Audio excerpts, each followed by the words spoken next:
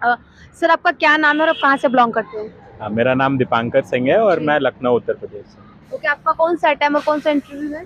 मेरा third attempt है, first mains और फर्स्ट इंटरव्यू। ओके, और आपका ऑप्शनल और मीडियम क्या है? मेरा ऑप्शनल मैनेजमेंट है और मेरा मीडियम इंग्लिश है।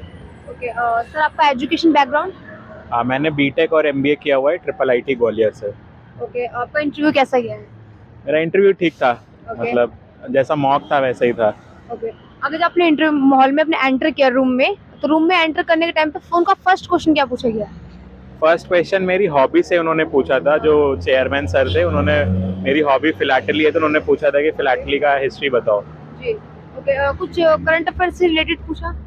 करंट अफेयर से रिलेटेड उन्होंने एज सच बहुत ज़्यादा नहीं पूछा, ओपिनियन बेस्ड ज़्यादा पूछा। ओके, सिचुएशन का कोई क्वेश्चन पूछा सिचुएशन? हाँ, सिचुएशन का पूछा, दो तीन सवाल थे सिचुएशन अच्छा। के, तो वो उन्होंने पूछे थे ओके, मुझसे। क्या सिचुएशन रखी थी आपकी? पहली उन्होंने सिचुएशन रखी थी कि अगर आपको यूपी का टूरिज्म बूस्ट करना है तो आप कैसे टूरिज्म बूस्ट करेंगे। ओके, दूसरा उन्होंने बोला था कि अगर आपको प्राइवेट सेक्टर जो पीएसयूज हैं अगर उनको इम्प्रूव करना है तो आप क्या करोगे। और जी, जी, जी। तीसरा उन्होंने पूछा था फाइनेंशियल मार्केट्स के ऊपर कुछ पूछा हुआ था, मुझे एग्जैक्टली याद नहीं है अभी। ओके, कुछ ऐसा क्वेश्चन पूछा जो आपको थोड़ा फनी लगा हो, ऐसा कुछ पूछा? हाँ, फनी उन्होंने पूछा था कि राइट एंगल ट्राइंगल बनाने के लिए सबसे छोटी 3 डिजिट कौन सी है, ये बताओ। ओके, ठीक है। अच्छा ये बताइए, किसी क्वेश्चन में आपने सॉरी बोला? 3 जगह सॉरी बोला। ओके, सॉरी अगर कोई स्टूडेंट बोलता है उनको, तो उनका क्या रिएक्शन रहता है बोर्ड मेंबर का? हंस रहे थे वो लोग, तो अच्छा, स्माइल कर रहे थे, तो ठीक है। कोई इशू नहीं हुआ उसमें। ओके, आपका इंटरव्यू कितनी देर तक चला है? मेरा इंटरव्यू एग्जैक्ट 32 मिनट्स चला है। मतलब 30 हाँ, प्लस गया है? हाँ 30 प्लस, बट प्लस नहीं, मतलब 30 मान लो आप 30 मान एग्जैक्ट। हाँ। लीजिए, ठीक है।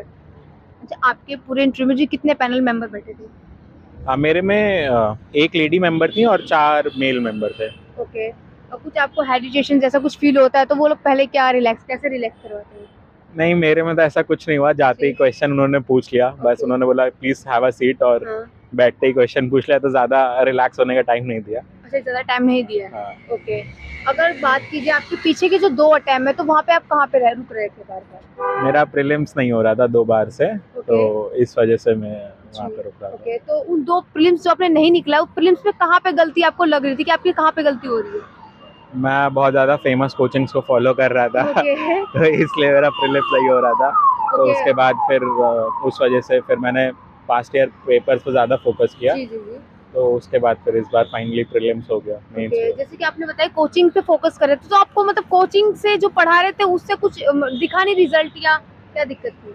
बात यह है कि जो फेमस कोचिंग है वो हाँ। हर कोई पढ़ रहा है, जी, और बिल्कुल। यूपीएससी नहीं बना रहा है वहाँ से। जी। यूपीएससी बेसिक पूछ रहा है, स्पेशली मैंने पिछले 2 अटेम्प्ट में घटना चक्र इग्नोर करी थी, हाँ। बट इस बार वाले अटेम्प्ट में मैंने घटना चक्र पढ़ी थी। हाँ। जबकि घटना चक्र लोग स्पेशली बोलते हैं कि यूपी पीसीएस के लिए है, यूपीपीसीएस बट के मैंने लिए। यूपीएससी के लिए पढ़ी थी, और घटना चक्र से मुझे काफ़ी फ़ायदा हुआ था, हुँ। क्योंकि अब यूपीएससी बहुत ज़्यादा ऑब्जेक्टिव पूछ रहा है। जी। सब्जेक्टिव पहले पूछता था स्टेटमेंट हाँ। बेस्ड, अब तो वो भी 1 ओनली 2 कर दिया है। बिल्कुल। तो इसलिए आपको घटना चक्र वाली अप्रोच रखनी पड़ेगी। जी, जी। ओके, जो आपने 2 अटेम्प्ट दिए हैं पीछे प्री के, तो कौन से पेपर में रुके आप? जीएस 1 में रुके थे या सीसैट में रुके? मैं जीएस 1 में ही रुका था। और सीसैट आपका निकला था? सीसैट क्लियर था। ओके, तो जीएस 1 में कहाँ पे क्या दिक्कत थी? क्वेश्चन कम अटेम्प्ट हुए थे, क्या रीज़न था? पहले अटेम्प्ट में तो पता नहीं क्या ही हुआ था, मुझे अच्छा। खुद भी नहीं पता है। ओके। तो उसमें तो काफ़ी कम नंबर थे। दूसरे जी। अटेम्प्ट में मेरे 80 नंबर थे, तो उस टाइम पे तो यही था कि हाँ। कुछ क्वेश्चन जो मेरे सही हो जाने चाहिए थे, जी, जी, जी। वो मैंने एग्ज़ाम प्रेशर में गलत कर दिए थे। ओके। तो उस वजह से मेरा सेकंड अटेम्प्ट में नहीं हुआ था। ओके, सर एक्यूरेसी कितना मैटर करती है एग्ज़ाम में? एक्यूरेसी मैटर करती है, काफ़ी मैटर करती है, बट स्टार्टिंग के दोनों अटेम्प्ट में मैंने फुल क्वेश्चन अटेम्प्ट नहीं किए थे, बट इस ओके। बार मैंने थर्ड अटेम्प्ट में अपने 100 के 100 सॉल्व किए थे। ओके, सर आपके अकॉर्डिंग क्वेश्चंस कितने अटेम्प्ट करने चाहिए प्री में, जीएस 1 जीएस 2 में आपके अकॉर्डिंग, जो आराम से नाम आ जाए एक्यूरेसी के साथ? जीएस 1 में तो मेरे हिसाब से पूरे करने चाहिए, पूरे करने क्योंकि चाहिए। जैसा क्वेश्चन पेपर आ रहा है तो वहाँ पे कुछ क्वेश्चन अपने आप आंसर चेंज हो जाते हैं, कोचिंग्स में भी वेरी होता है। जी। तो अगर आपने पूरा किया है तो आप उस फ़ायदे को, जो भी मार्क्स चेंज होते हैं, मार्क्स बढ़ते हैं, उसको आप अवेल कर सकते हो, और सीसैट में 60 प्लस करना जी, चाहिए। जी, जी। ओके, आपका थर्ड अटेम्प्ट निकल गया प्री भी और मेंस भी, तो उस थर्ड अटेम्प्ट में सेल्फ स्टडी की है या कोचिंग के साथ फिर से किया था? मैंने लखनऊ में टेस्ट सीरीज ज्वाइन करी थी इनसाइट्स की, जी। बस वहाँ पे आंसर लिखने आता था मेंस के, बाकी सेल्फ स्टडी। ओके, अगर मेंस की बात की जाए तो मेंस की आपने तैयारी कैसे की है और किस तरीके से एक आंसर को लिखना चाहिए आपके अकॉर्डिंग, क्योंकि first attempt, sorry third attempt में फर्स्ट आपका मेंस रहा है, तो उसके बारे में बताइए। आंसर राइटिंग के लिए देखिए, मेरे दोनों बार जब प्रीलिम्स नहीं निकला था तो भी मैं आंसर राइटिंग कर ही रहा था, अच्छा। तो मैंने रोका नहीं था। तो आंसर राइटिंग के मेरे खुद के नोट्स बने हुए थे। मैंने इस साल बस वैल्यू एडिशन पे फोकस किया कि कौन कौन सा वैल्यू एडिशन, और वैल्यू एडिशन के लिए मैंने मोस्टली शून्य का मटेरियल और कलाम IS ये दोनों का मटेरियल यूज़ किया था वैल्यू एडिशन के लिए।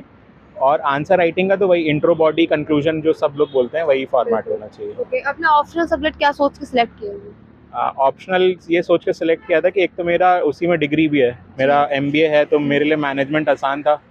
दूसरा, मैनेजमेंट में क्या है कि न्यूमेरिकल पूछे जाते हैं, तो न्यूमेरिकल में आपको एज मिल जाती है जो मैथमेटिक्स ऑप्शनल वालों को मिलती है, तो वो एज आपको वहाँ पे मिल सकती है। तो इन्हीं 2 रीजन से मैंने चूज किया था। ओके, करंट अफेयर के लिए बेस्ट रिसोर्सेज क्या होते हैं आपके अकॉर्डिंग, और आपने करंट अफेयर की कैसे तैयारी की थी? करंट अफेयर के लिए मैंने प्रीलिम्स के लिए तो शून्य IS का पढ़ा था करंट अफेयर, और उसमें साथ में जो PT आती है, तो PT मैंने 3 सब्जेक्ट की पढ़ी थी, इकोनॉमी, साइंस एंड टेक और एनवायरनमेंट। और मेंस के लिए भी मैंने यही किया था कि शून्य का ही कोर्स लिया था करंट अफेयर का, और मेंस 365 पढ़ी थी, इकोनॉमी, एनवायरनमेंट और इसकी साइंस एंड टेक की। जी, ओके। सर, अभी आप किसी सर्विस में हैं? नहीं। ओके, या कोई एग्जाम वगैरह क्रैक किया है कुछ?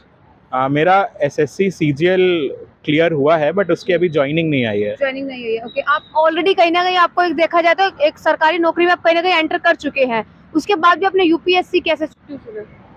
UPSC करना था, बाकी सब तो बैकअप प्लान थे।